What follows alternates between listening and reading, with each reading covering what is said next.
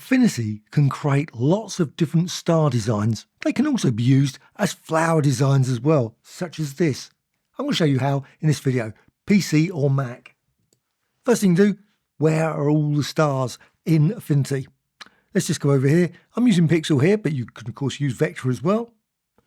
Just go down here and you can select here. You've got this one, Star Tool, but there's also Double Star Tool as well, and also Square Star Tool. So there's a few stars. So let's go for Star Tool initially.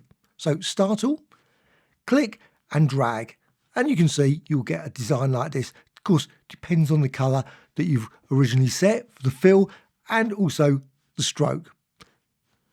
You can modify different settings down here in the context toolbar. Loads of different options.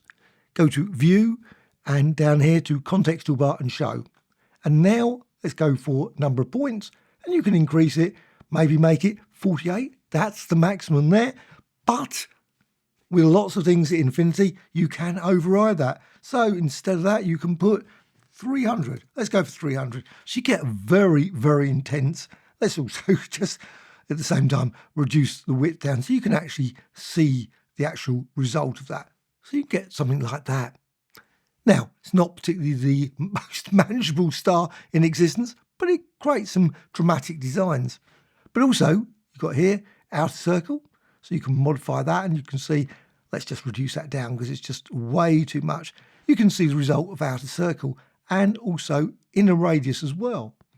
The great thing about this, when you've got the star tool selected, there it is, you've also got these interactive controls, which I think make it even easier. So you can just go here, see this one, and you can drag it like this, and you can see that modifies the inner circle. Now, it's not particularly obvious when you first select it what it's going to be. Must admit, I couldn't tell you if it's this one or this one. And you can see there, that changes the inner radius. So inner radius, you can extend that out and create a variety of different designs that way. Now, it's all uniform. Obviously, if you want to create a star design that's slightly different, probably the best way is to convert this to curves. And you can do that via here, Vector and Convert to Curves. As soon as you do that, you've then got access to the nodes and you can modify the star design in countless more ways. And you can also modify this as well. And this is the outer circle. And you can see you can create different designs that way. Let's just change the number of points so you can just see the result. That doesn't particularly look like a star now. It's more like, obviously, a flower design. But there, more like a star design once you set that. Now, another thing, as with all of the various shape tools in Affinity, which is really useful, is you can go here. Got this. So presets. So you can just click here and you've got a variety of presets, which you can just select. So you can just click on here, go through these, and at any point you can select, say, ones that you created yourself. So click here, you can see this one, we've got a little sort of user against it. So select that one like that. Also, you can modify it in countless other ways as well. There's some great features in the Vector Studio. So let's just go over here to Vector, and I'm just going to go through one of them, which is this one, the Contour tool. So that creates quite interesting star design as well. And as you drag this, you can see you can get something like that. Go inwards, and you can set the value here. You can also extend it outwards, and you can see great star design like that, or again, still more a flower design. But also you've got other options here. You can click these, though obviously not having any great impact there. But you can also click this one, which is probably one of the best ones to click, Force Open. But also you can go to the layers and maybe you want to add some different effects here. So you can go to Effects, click there, and you can see then you can add, say, 3D, etc. So you can create some quite interesting star designs that way and click Close.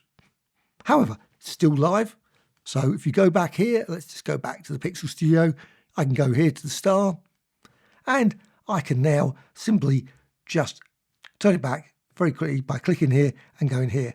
And you can see you've still got the contour, which is still live, which is really nice. So you can just click through these and see all the different designs there as well. So let's just go with that one and maybe that one. However, as mentioned, there are also other stars as well. And this is where you can really create some interesting designs. This one, Double Star Tool. Not many applications have this sort of feature.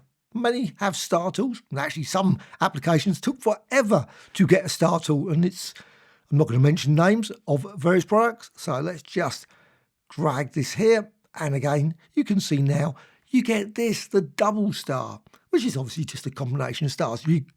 You can, of course, do that anyway by using compound shapes. Please check my video on compound shapes. You could create a double star very quickly that way. It's a combination of two stars. You can see that star and, of course, that star there. You can see the result of that.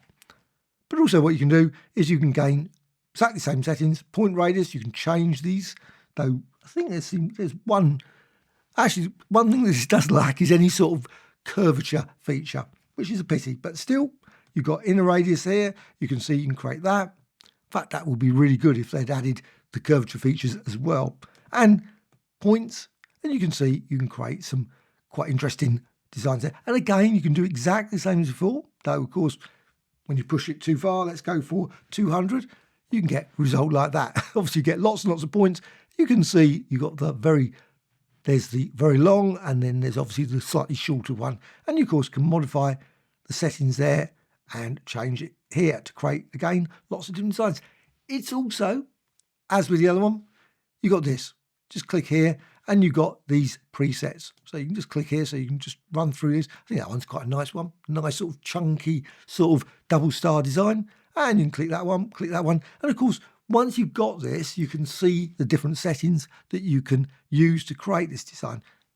But as mentioned, you can also just turn this into a completely different star by just going up here to vector and just convert to curves. If you do that, you then get access to the nodes, but you won't have access to these other options down here. So let's just quickly change this number of points. And then once you've done that, just go here to vector, convert to curves, and then you get this. And then, of course, you can select the different nodes here and just drag this out and create a variety of different star designs. Of course, you can just drag this up here and maybe slightly more abstract star designs. Of course, you can also select multiple points, maybe like that, and then, of course, drag them all out together to create some slightly more random looking star designs. So that is the double star, and let's just remove that, because let's go back again and down here, and there is a final one of square star tool. So square star tool, you can then click and drag, and as it says on the box, it's a square-like star. It's a pity there is not a curvature star one, but of course, a lot of that functionality is in the original star tool, but it would be nice.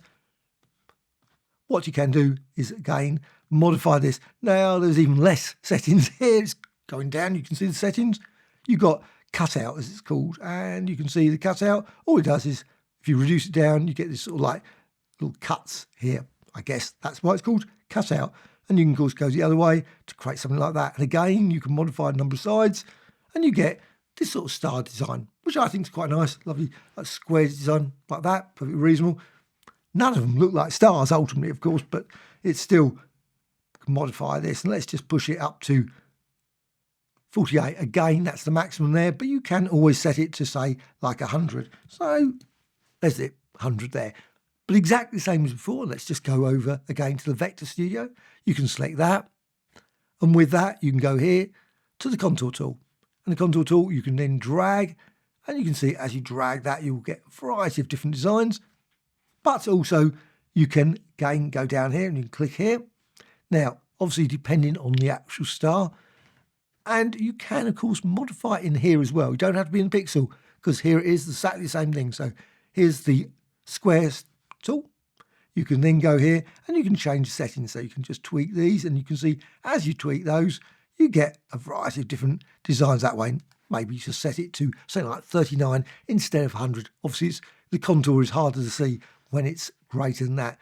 But once you've got this, of course, you can use, again, contour tool, go back there, and you can then bake the appearance. So you can just click there, and then you can access the nodes again, and you can modify the design and tweak it, though there are a lot of points to mess around with. But again, you can go down here to Effects, click there, go to 3D, and create another slightly more interesting star like that, and close. As with all the shapes, you can also use the compound shape tool to combine them. So let's just create a star, just one star like that. And then I'm just going to create another star. Let's just create another star.